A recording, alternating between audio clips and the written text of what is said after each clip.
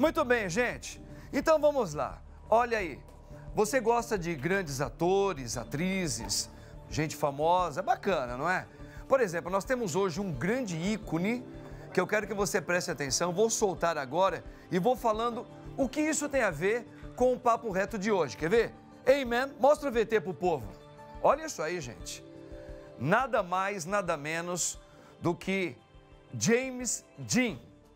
James Dean, grande ator, uma promessa que ficou marcado no cinema de Hollywood. Faleceu muito jovem, exatamente com esta aparência, exatamente nesta idade, com apenas 24 anos de idade. Um grande ator, uma promessa que tinha facilidades de, na hora ele gravava o texto para interpretar e ele acabava também colocando o seu ponto de vista, a sua interpretação. Dois grandes personagens da mesma época, James Dean e Marlon Brando.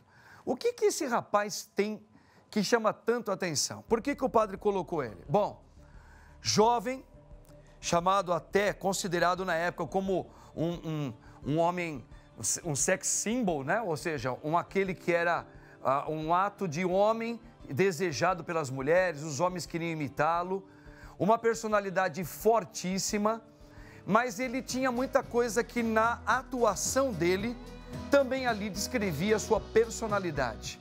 Muito bem, James Dean, ele perdeu a mãezinha dele com ele tinha apenas 7 aninhos, gente. A mamãe dele ficou doente, acabou falecendo. Agora veja, olha o que aconteceu. Seu pai, quando viu que só tinha ele, filho único, né? Morre a esposa, o pai se relaciona com uma outra mulher e não leva o menino, James, para viver com ele, com o pai, para ser educado. O que faz? Passa o menino para o tio e a tia, né? Os irmãos do pai, cuidarem dele. Isso impactou a vida do garotinho James, que depois, apesar de amar muitos tios, ele criou uma certa rebeldia, primeiro pela ausência da mãe e depois sentiu rejeitado por essa turbulência na vida de um pai que não recebeu o garotinho, preferiu casar-se pensando nele. Então veja assim, desarranjou um pouco a vida do James Dean. Por isso, o tema de hoje, tá? Nós vamos falar um pouquinho sobre o que acontece com os filhos, sobre as questões turbulentas entre os pais. Vamos dar uma olhadinha no VT? Dá uma olhada nesse VT agora.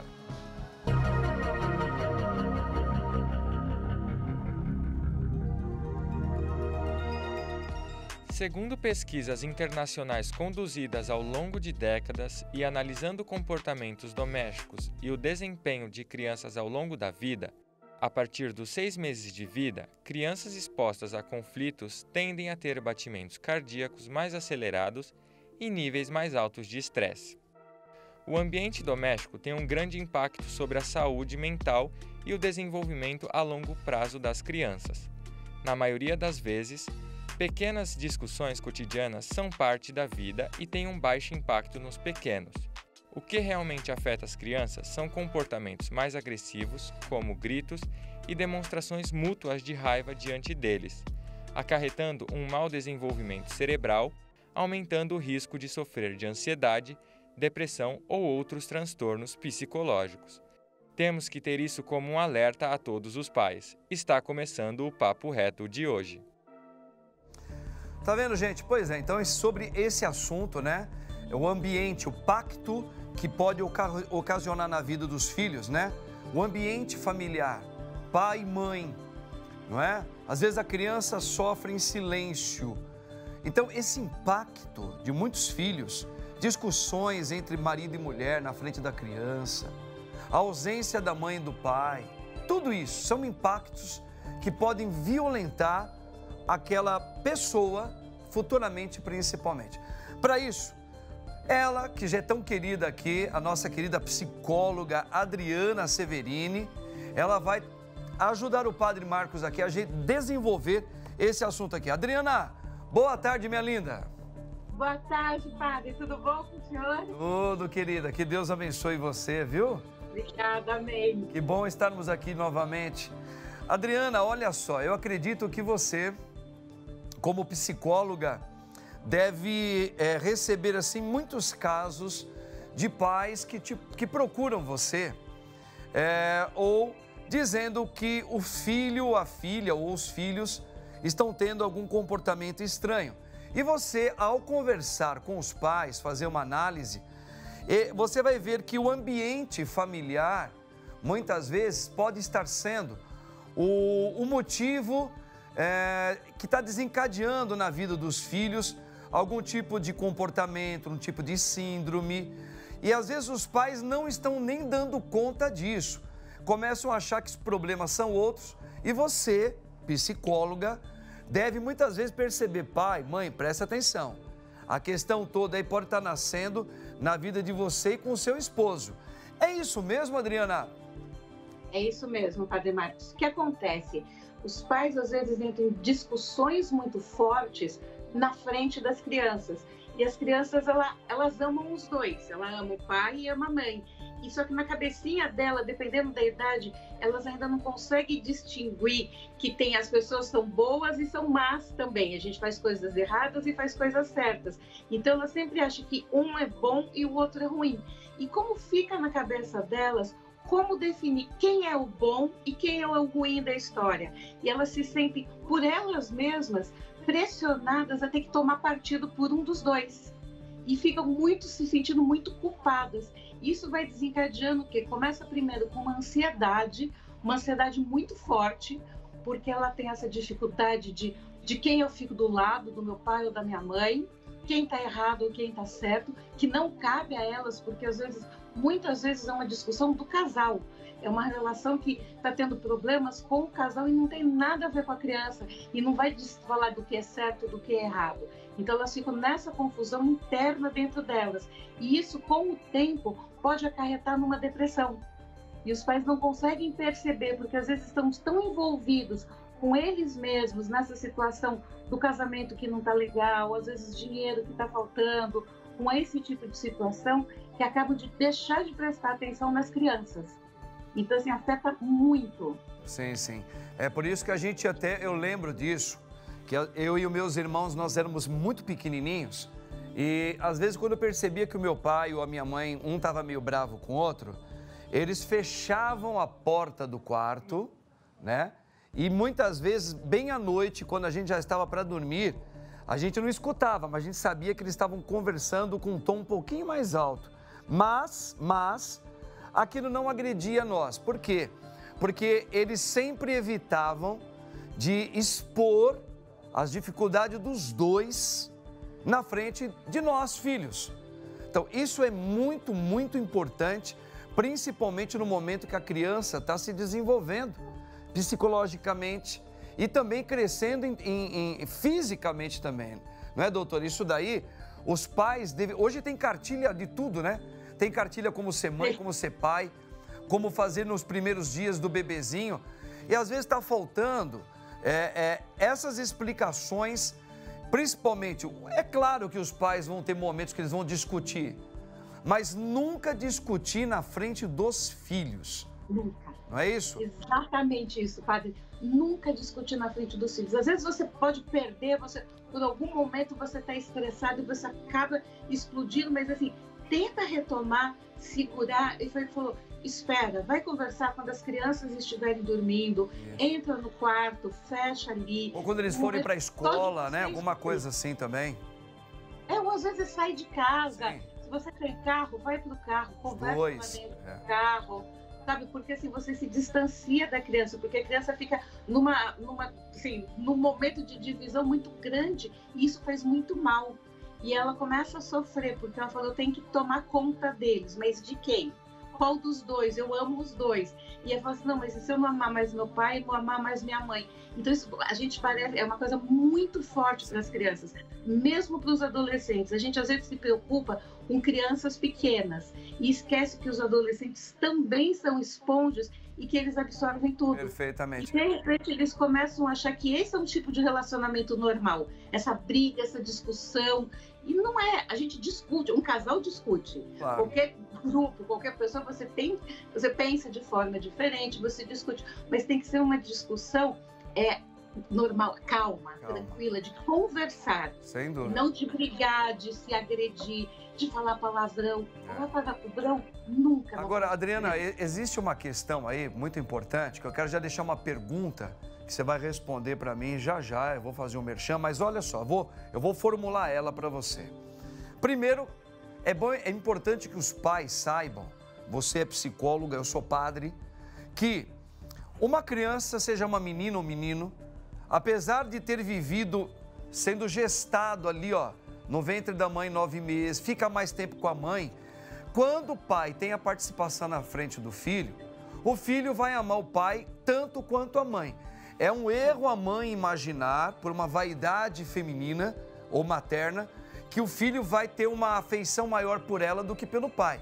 E nisso, por isso que quando discute um pai e a mãe, como você falou, o grande trauma no coração de uma criança, ela nunca vai a favor da mãe e ela nunca vai querer ficar a favor só do pai.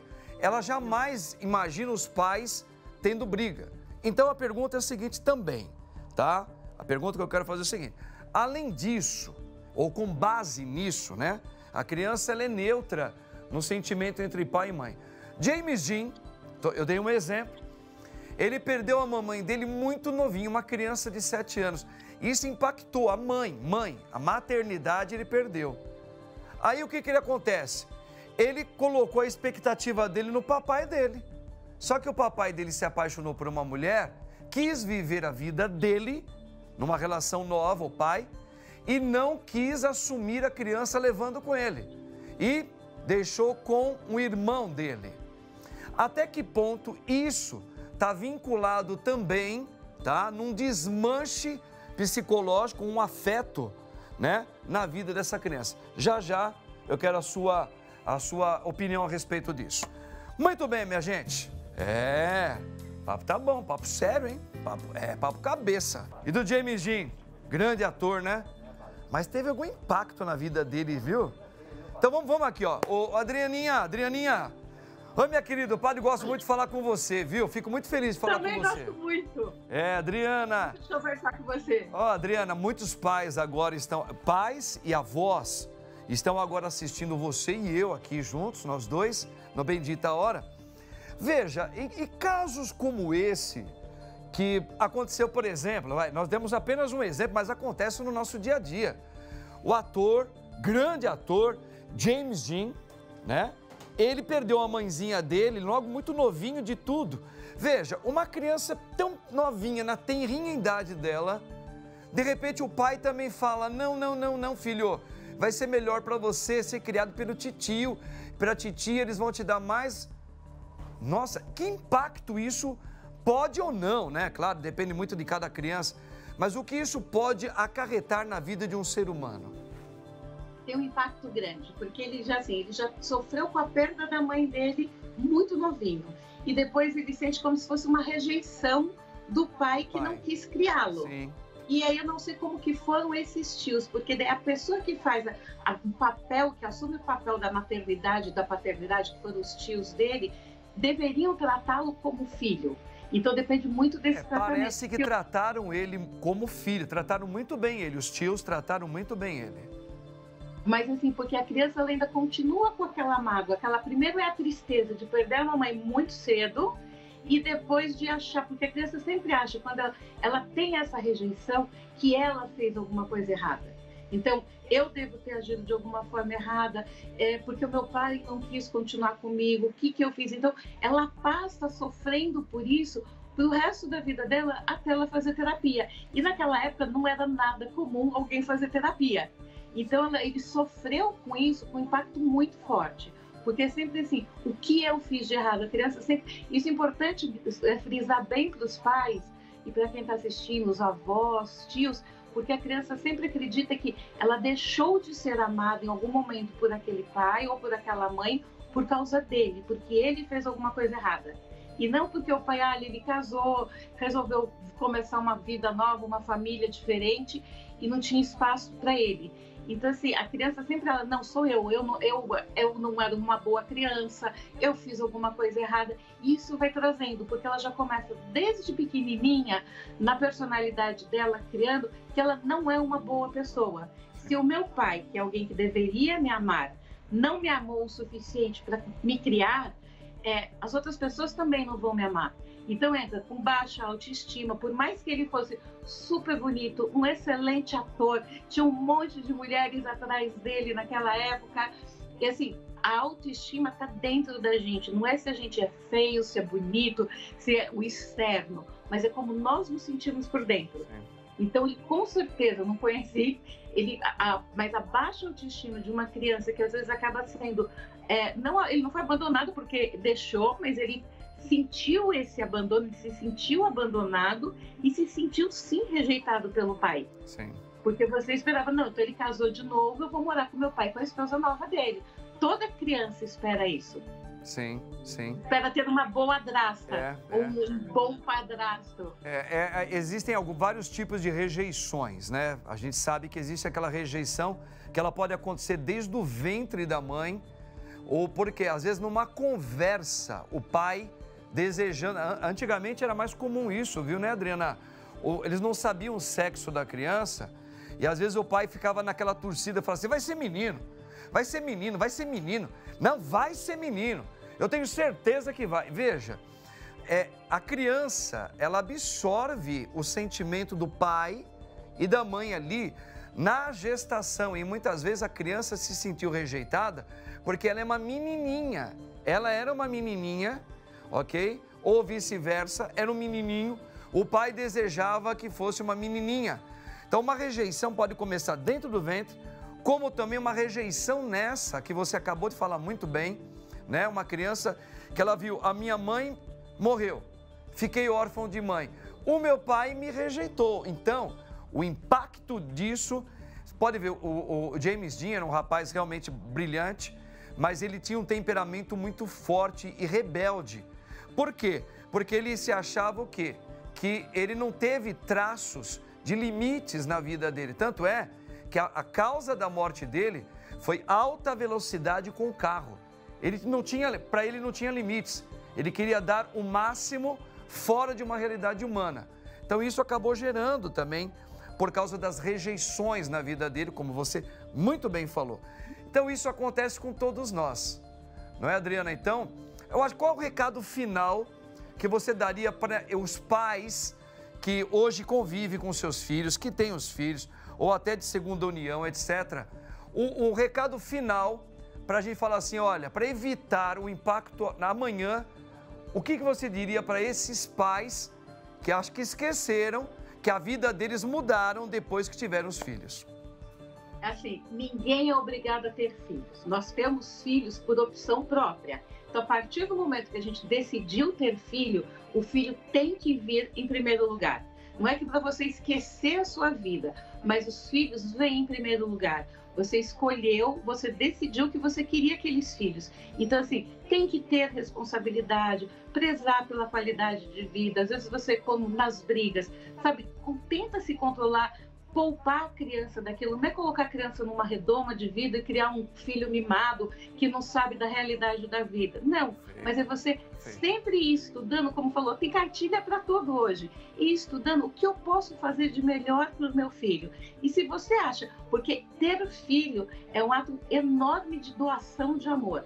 Se você não consegue doar esse pedaço de você para essa criança, tem a opção de você não ter filhos. Então, assim, se você precisa se doar e estar aberto. Porque depois que nasce o filho, como o senhor falou, muda a vida. É completamente diferente. Tem que saber não assim. adianta eu querer ter um filho e querer sair para balada todo dia e deixar meu filho dormindo em casa. Exatamente. O pai tem que morrer para ele um pouco. A mãe também tem que morrer. Fala assim, agora eu morri. Meus sonhos agora estão na vida dos filhos que Deus me confiou. E para isso, ter juízo, evitar de brigar na frente dos filhos. Tudo aquilo que você falou. Adrianinha, ó... Você é demais, você é demais. Muito obrigada. Eu amo você, viu? Em Cristo Jesus, você é maravilhosa. Amém. Talvez você não saiba o quanto você contribui aqui para tantas famílias com o seu conhecimento. Tá bom, minha lindinha? Ó, Muito obrigada, Padre Marcos. Deus abençoe e até a Beijo próxima. grande pro senhor e um beijo para todos. Tamo juntos. É, Adrianinha. Ela é uma fofa, né, gente? É uma fofa. E ajuda muito, hein? É. Gostou, Barba? Do James Dean ou da explicação dela? E do James Dean? Também, é legal. Vocês conhecem? Show de bola, né?